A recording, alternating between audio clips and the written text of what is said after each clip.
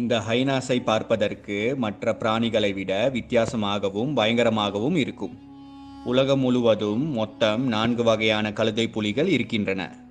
இதில் முதல் வகையானது ஸ்பாட்டட் ஹைனாஸ், அதாவது அதன் உடல் முழுவதும் புள்ளிகளாக இருக்கும். இதனை தமிழில் புள்ளிகள் கொண்ட கழுதை புலி என்று அழைப்பர்.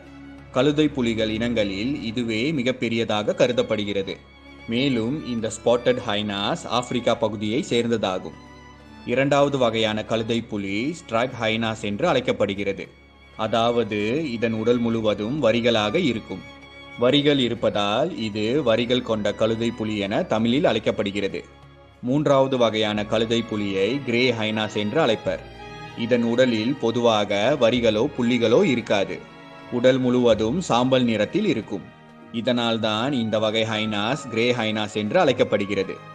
நான்காவது வகையான ஹைனாஸ் ஹார்ட்வூஃப் ஹைனாஸ் என்பதாகும்.